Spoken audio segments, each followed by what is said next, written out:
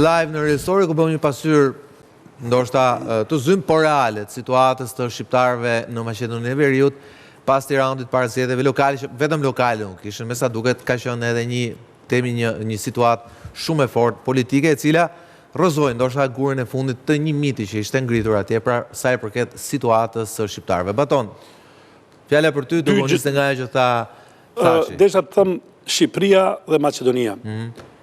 Shqipëria nuk ka probleme etnike brenda. I ka këtë minore dhe nuk e kupton se sa të forta janë relacionet dhe përplasjet kur ka probleme etnike. Dhe më thonë, nuk ka ndjeshmëri fare në Shqipëri për këto gjëra. Në vërtet. Se s'kemi si t'i kemi, se s'kemi asnjë problem. Se si keni.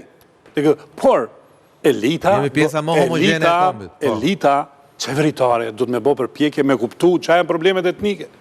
Kjo është esenca. Deri ku shkon kufiri i durueshmërisë. Çfarë ka ndodhur realisht? Me pak fjalë. Kosova realisht e ka normu problemin e serbëve, ose ma mirë me thonë, basia ndërkombëtare e ka normu problemin e serbëve. A i largum gjithë serbë nga komuna, ose nga kryetarët. A e din pse ata nuk mërziten fare pse i largon? Se janë normu në kushtetutë. Ky është problemi i Maqedonisë. Shqiptar me kvota. Po pra, nuk janë normu. E dyta. Shqiptarët e Maqedonisë.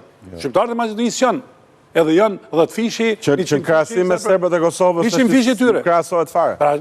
Dhe aty ku duhet ndërhyj shteti shqiptar, te normimi, kaq duhet për kraje ndërkombëtare. Jo për gdhelja Ali Ahmetit, ose dikujt tjetër. Vetëm nuk është ai rreziku që në këtë moment do quhesh zyrtarisht pakic. Ta përfundoj, po për sa luftohet për me avancu statusin.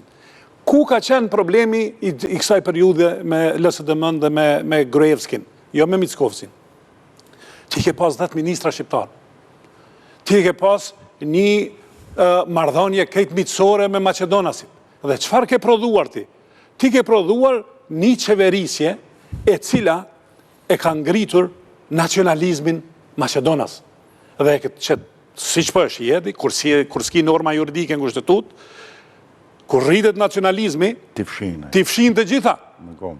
Dhe ti e ndërton asi marrëdhënie miqësore, se marrëdhënie miqësore në politik nuk duhesh me pas parimore dhe konstitucionale. Kontraktuale. Tjerat janë kot. Dhe ne gëzoheshim për një kryeministër për 10 ditë për me marrë vota, gëzoheshim për 10 ministra, dhe në anën tjetër, krijuam levicën dhe nacionalizmin e Mickovskit sa e zhbëri gjithçka që ishte krijuar falso. Dhe këtu është problemi esencial që shqiptarët e Maqedonisë dhe Ali Ahmeti ka pas.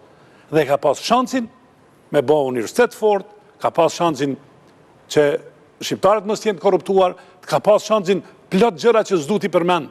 Dhe ky prodhim i nacionalizmit vjen pikërisht prej BDI-s dhe karakteristikave që unë i thash. Dhe na fshiu. Dhe tash do të mja nis jetës prej fillimit. Pse kemi një moment që duhet ta përdorim?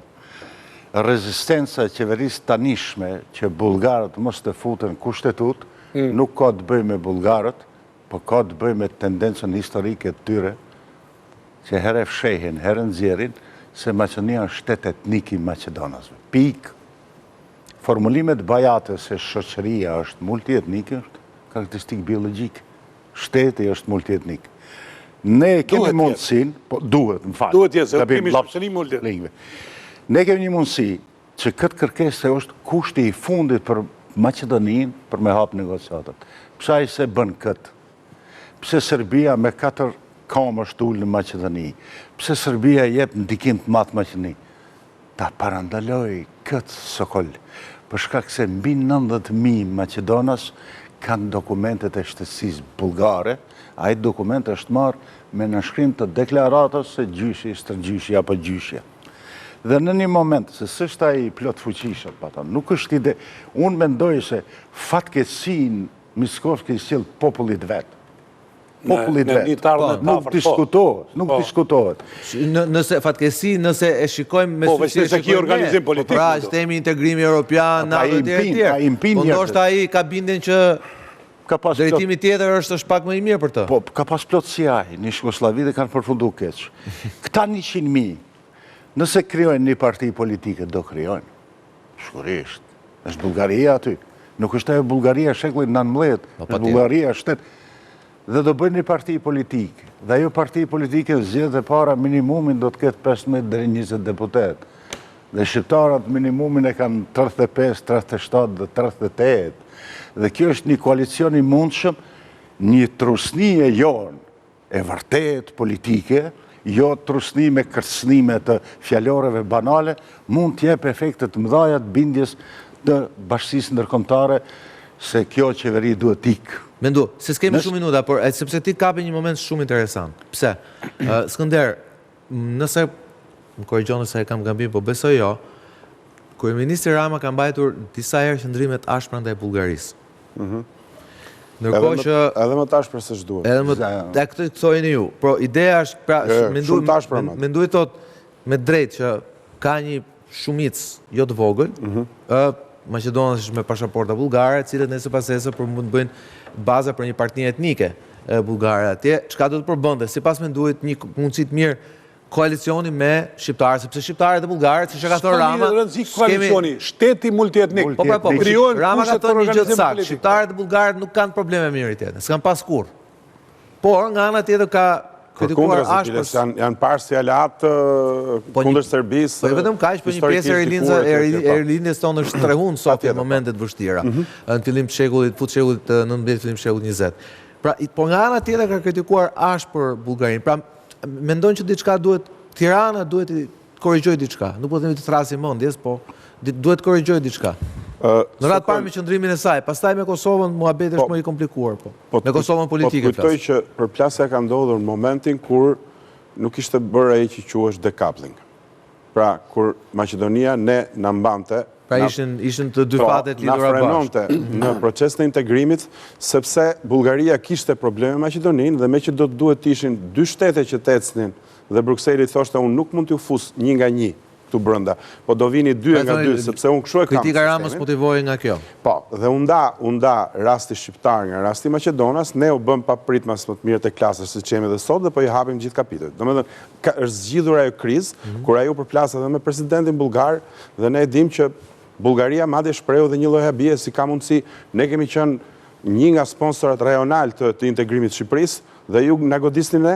Rama e kishte thjesht sepse kishte këtë amokun që donte të afrohesh, fillonte sa më parë procesin, të hapte negociata, të hapte kapitujt e tjerë dhe ne ishim robër siç kemi qenë ne më parë, Maqedonia më parë rob i situatës që ne kishim në Shqipëri dhe ne ecnim nga dalë, ata ecnin më shpejt dhe kjo mbajtja, ky coupling domethënë, ky çiftëzimi imagjinar, në raport me surinë evropiane, mbajti edhe Maqedoninë në moment caktuar. Pastaj na mbajti ne sepse doli Bullgaria. Pra, Rama nuk e ka pasur, nuk ka ndonjë disponim të paktën. Me Bullgarinë nuk është se ne kemi probleme. Por komponenti patjetër, komponenti bullgar në Maqedoni, mendoj e di shumë më mirë se ne, është një realitet shumë i prekshëm. 110.000 pasaporta dhe shtetësi bullgare kanë qytetarët e Maqedonisë. Dhe në fakt kjo është një nga përplasjet midis Shkupit dhe Tiranës, është për pakica të Serbia lufton pa ndërprer, pa tregu betejën e vet të madhe të Serbisë, madhe edhe në Maqedoni. Nuk diskutohet. Shtypja, trusnia që se Bullgaria e përsëris nuk ka shekullin 19 një shtet antari bashkë. Jo, po është antare BE-s. Dhe ajo pasaport ka atë miklimin dhe atë forcën të rejqëse që po merë një pasaport Bashkimit Evropian, 27-qës. është shumë konkrete situata. Ai që merë atë lloj pasaporte ka hyrë BE normalisht. Mund të lëviz një numër vendesh, gjitha avantajës. Natyrisht vim, unë po shoh që biseda jon këtu duke u munduar të gjejmë rrënjët e krizës dhe të situatës dramatike, do të thoja unë, vjen gjithmonë tek ajo që batoni me drejtë përmend në fillim, që është, dhe që natyrisht zoti Thaçi e ka pas prezent gjatë gjithë karrierës tij, koagulimi dhe formësimi i një projekti politik.